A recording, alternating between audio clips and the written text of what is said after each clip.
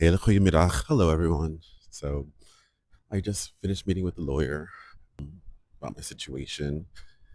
So I thought I'd give everybody an update what's going on, where I'm at. The verhuter, or the landlord, sent something that said that basically we have to leave the house by July 1st, and they're going to keep the boor. Sorry, I was speaking in Dutch this whole time. They're going to keep the deposit, and you know, I got a bit attacked online from someone I haven't talked to in 7 years, from a couple other people who were like, "Well, you must have done something wrong for them not to want to give back your rent uh, deposit, and you must have done something wrong that they want to kick you out." And I thought, or just get a job. And I thought I would address all of this, uh, just to keep everything open and honest. Why I keep asking for donations and things like that. So why did I just go get a job? I tried. I tried desperately. Actually, I've been trying for the last 6 months.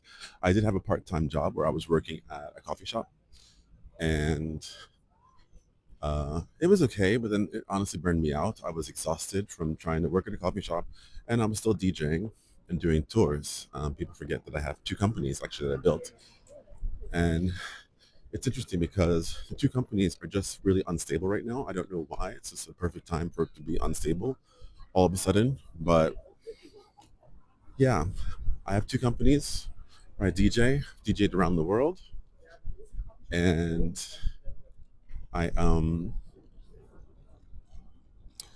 have the tours, but everything's changed so much where the tours are not bringing in enough income.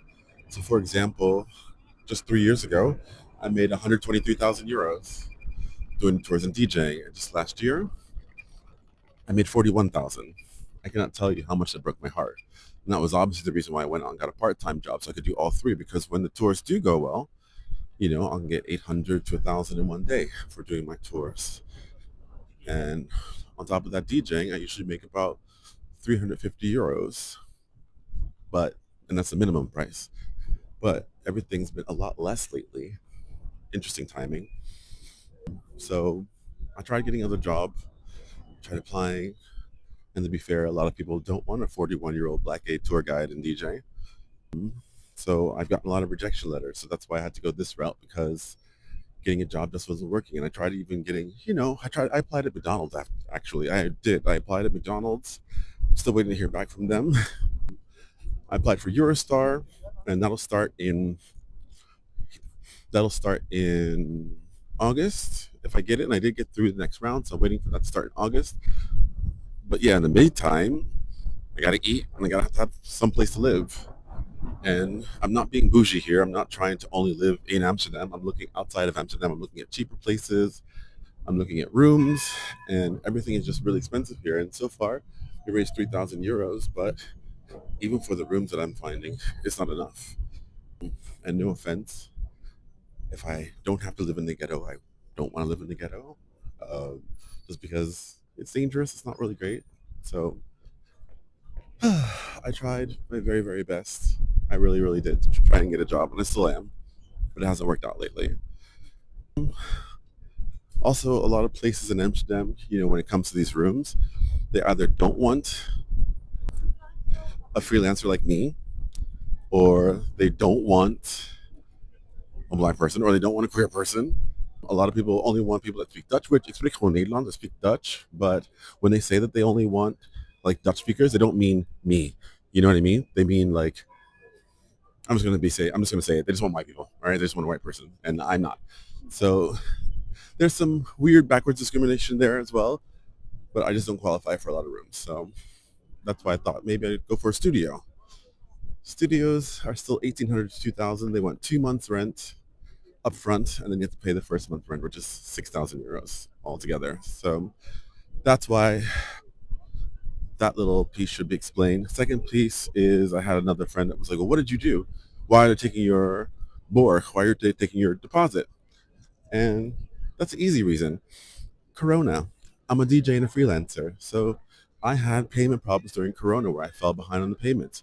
I paid everything back, and then now with my business doing not so great again, and me trying to make ends meet here in Amsterdam, I still fell behind a little bit, especially during the winter months. So usually that happens.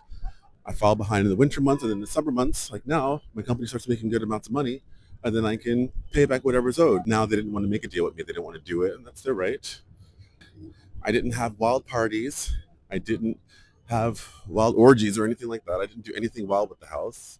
I love my house. I treated it with as much respect as possible instead of my roommate. They just don't want to move forward with me. So that's the update. If anybody has any clues onto foundations or charities that donate to GoFundMe like this, or does anyone have any billionaire friends that can miss about 5,000 euros so I can find a place, that would be really, really helpful.